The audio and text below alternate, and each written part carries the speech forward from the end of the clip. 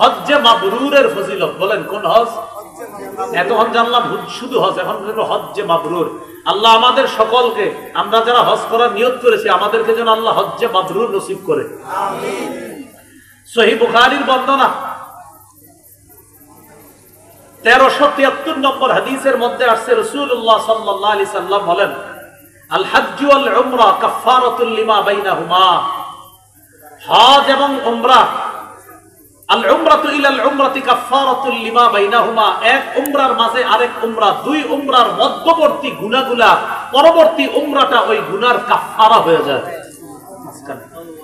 এরপরে রাসূল সাল্লাল্লাহু আলাইহি সাল্লাম বলেন, ওয়াল হজ্জুল মাবরুর লাইসা লাহু জাযাউন ইল্লাল জান্নাহ। হজ্জে মাবরুরের প্রতিদান একমাত্র আল্লাহর জান্নাত। সহিহ বুখারীর 1520 1521 এই হাদিসগুলোর মধ্যে হজ সম্পর্কে লম্বা আলোচনা। তিরমিজির বর্ণনা 810 নম্বর হাদিস। এই হাদিসের মধ্যে আছে রাসূলুল্লাহ সাল্লাল্লাহু আলাইহি সাল্লাম বলেন, তাবিউ বাইনাল হজ্জি ওয়াল উমরা, তোমরা একই সফরে হজ এবং উমরা একটার পর আরেকটা আদায় করো, মানে একই সফরে হজ উমরা পরপর আদায় করো তোমরা।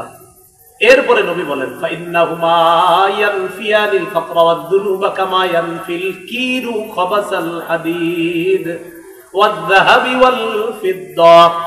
কামারের হাপর, লোহা, স্বর্ণ, রূপার ময়লাগুলা যেমন দূর করে দেয়, হজ এবং উমরা মানুষের দারিদ্রতা এবং গুনাহগুলাকে ধুয়ে মুছে সাফ করে দেয়। হজ করলে কি টাকা খরচ হয় কিনা? আরে হজ করলে টাকা খরচ হয় না? কিন্তু হজ করলে টাকা খরচ হয়, নবী কয় দারিদ্রতা দূর হয়। হজ করলে টাকা খরচ হয়, নবী কি কয় দারিদ্রতা দূর হয়। ইয়াকিন করতে হবে নবীর কথা। হজ করলে 7 লাখ খরচ হইতেছে, নবী কয় তোমার দারিদ্রতা দূর হবে, আমি নবী বলছি।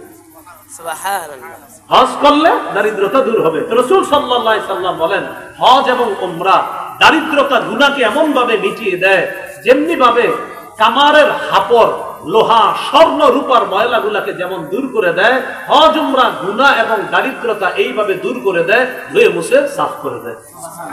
আল্লাহ আমাদেরকে হজ করার তৌফিক দান করেন।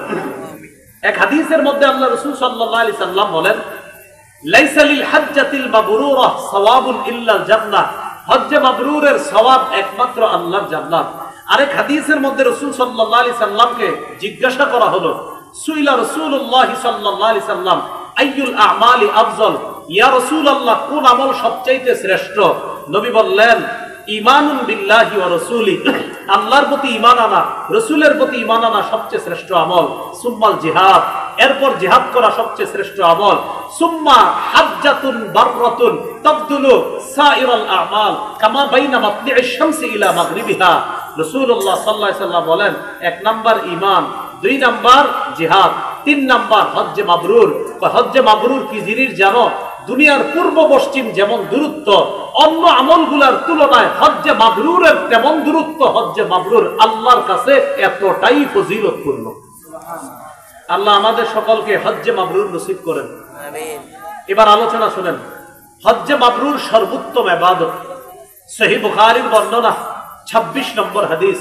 এই হাদিসের মধ্যে আসছে, সুইলা রাসূলুল্লাহ সাল্লাল্লাহু আলাইহি সাল্লাম আইয়ুল আমালি আফজল, নবীকে জিজ্ঞাসা করা হোক কোন আমল সবচেয়ে শ্রেষ্ঠ? নবী বললেন, ঈমানুন বিল্লাহি ওয়া রাসূলি, আল্লাহর উপর বিশ্বাস করা, রাসূলের প্রতি বিশ্বাস করা। কিলা সুম্মা মাজা, এরপর কোনটা? নবী বললেন, আল জিহাদু ফি সাবিলিল্লাহ, আল্লাহর রাস্তায় জিহাদ করা। কিলা সুম্মা মাজা, জিজ্ঞাসা হলো এরপর কোনটা? নবীজি বললেন, হজ্জুল মাবরুর, হজ্জে মাবরুর আদায় করা, এটা হলো সবচেয়ে শ্রেষ্ঠ। মা বোনরা যারা ওয়াজ শুনতেছেন মনে রাখবেন, হজ্জে মাবরুর যদি কোন নারীকে আল্লাহ নসিব করে, ওই নারীকে জিহাদের সওয়াব আল্লাহ দান করবে। সহিহ বুখারী বর্ণনা 1520 নম্বর হাদিস। আম্মা জান আয়েশা সিদ্দিকা রাদিয়াল্লাহু তাআলা আনহা বললেন, নারাল জিহাদ আফজালাল আমাল, হুজুর জিহাদকে আমরা শ্রেষ্ঠ আমল মনে করি, আফালা নুজাহিদু, আমরা কি জিহাদ করব না? নবীজি বললেন, না, তোমরা জিহাদ করবে না। নারীকে বললেন, তাহলে ওয়ালাকিন্না আফজালাল জিহাদ হজ্জুন মাবরুর, তোমাদের শ্রেষ্ঠ জিহাদ হলো হজ্জে মাবরুর করা। নারীরা যদি তোমরা হজ্জে মাবরুর আদায় করতে পারো, তোমাদের হজ যদি মাবরুর হিসাবে আল্লাহ কবুল করেন, ওই নারীকে জিহাদের সওয়াব আল্লাহ দান করবেন। তাহলে কোন নারী হজ করা, তাকে হজের সওয়াবও দিবে আল্লাহ তাআলা, আবার জিহাদের সওয়াবও আল্লাহ দান করবে। এক হাদিসে রাসূল সাল্লাল্লাহু আলাইহি ওয়াসাল্লাম বলেন, জিহাদুল কাবীরি ওয়াদ দাঈফি ওয়াল মারআ আল হজ্জ ওয়াল উমরাহ।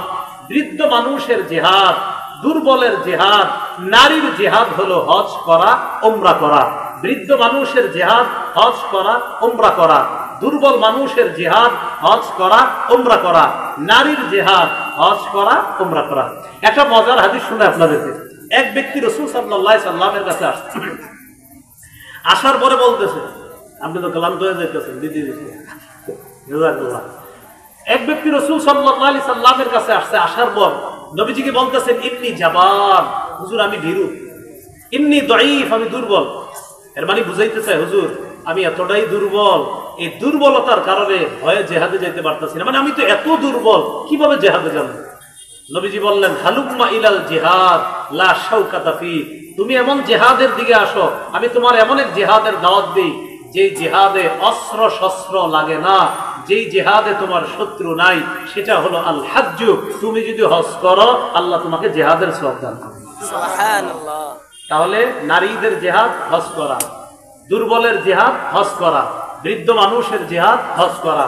এখনো যাদের বৃদ্ধ বাবা হজ করে নাই, আর আপনাদের অনেক সামর্থ্য আছে, আপনার বাবাও হজ ফরজ ছিল, করতে পারে নাই, আরে আপনি সন্তান হিসাবে করায় দেন না বাবার হজটা, সমস্যা কি?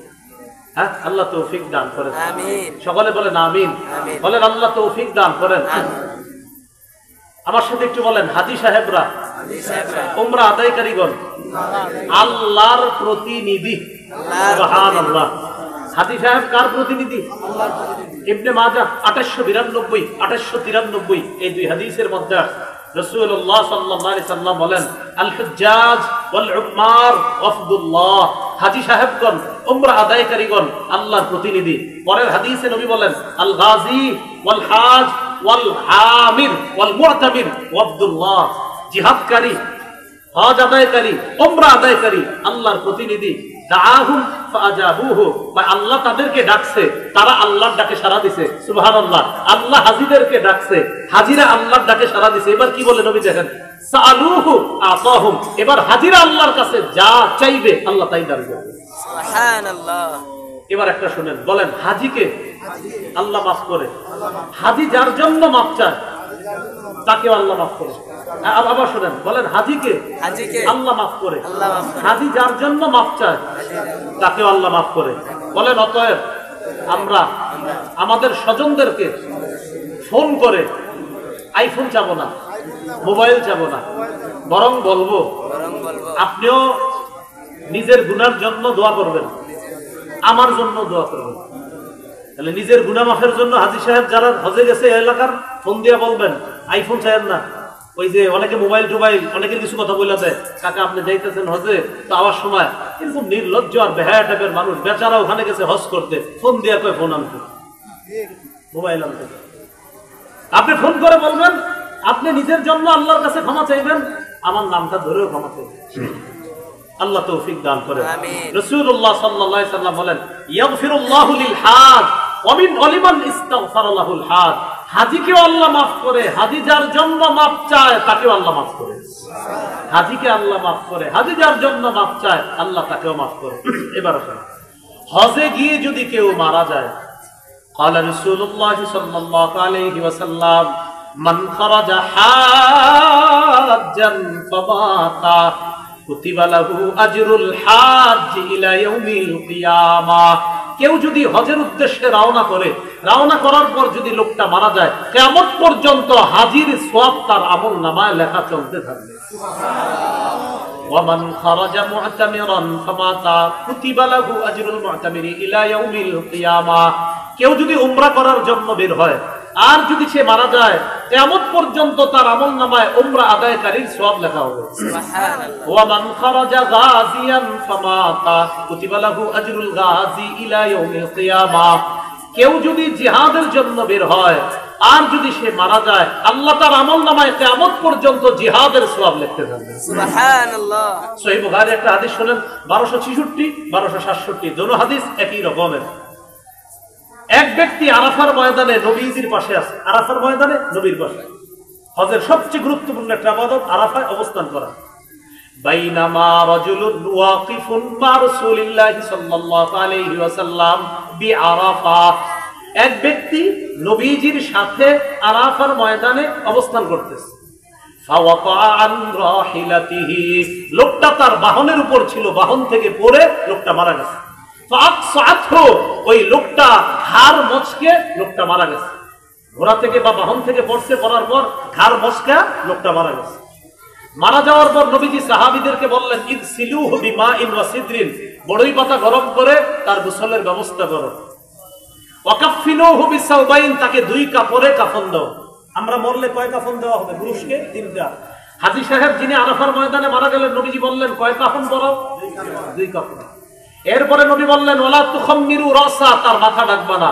ওয়ালা তুহান্নিতুহু, সুগন্ধি লাগাইবা না। হাজী সাহেবের সুগন্ধি লাগাবা না, তার মাথাটা ঢাকবা না। হজে গেলে ওই সময় হাজী সুগন্ধিও লাগায় না, মাথাও ঢাকে না, 2 কাপড়ে থাকে। নবী বললেন তাকে গোসল করাও। ওয়াকাফিনুহু বিসাওবাইন, 2 কাপড় তাকে পেঁচায়া দাও। ওয়ালা তুহান্নিতুহু, তাকে সুগন্ধি লাগাইবা না। ওয়ালা তুখাম্মিরু রাসাহু, তার মাথাটা ঢাকবা না। কেন জানো? ফাইন্নাহু ইউবাসু ইয়াউমাল কিয়ামাতি মুলাব্বিয়া, এই হাজী কিয়ামতের ময়দানে লাব্বাইক আল্লাহুম্মা লাব্বাইক বলতে বলতে কবর থেকে উঠবে। ভাই বুঝে আসছে সবার কথাগুলা?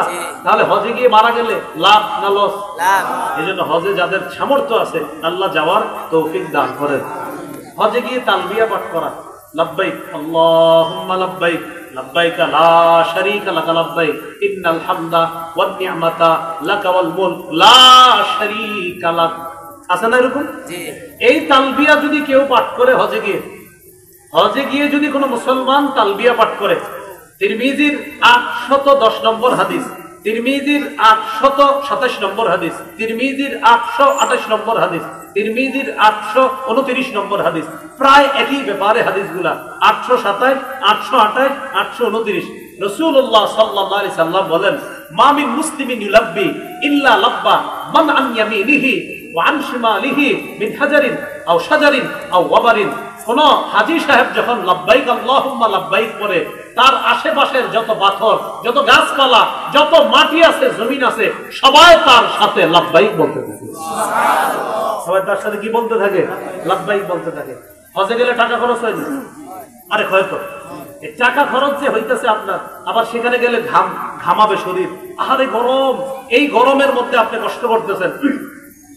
রাসূলুল্লাহ সাল্লাল্লাহু আলাইহি ওয়াসাল্লাম আম্মা জান আয়েশাকে বললেন, ইন্নালাকি মিনাল আজরি আলা কদরি নাসাবিকি ওয়া নাফাকাতিকি। আয়েশা, যেই পরিমাণ টাকা খরচ হইছে আর যেই পরিমাণ কষ্ট হইতেছে, ওই পরিমাণ প্রতিদান আল্লাহ দান করবেন। সুবহানাল্লাহ। তাহলে টাকা খরচ যে পরিমাণ, প্রতিদান হবে, আবার কষ্ট হইতেছে, প্রতিদান হবে। আল্লাহ আমাদের সকলকে শারীরিক আর্থিক ইবাদতটা সবাই যেন করতে পারি, আল্লাহ তৌফিক দান করেন। আমরা কেউ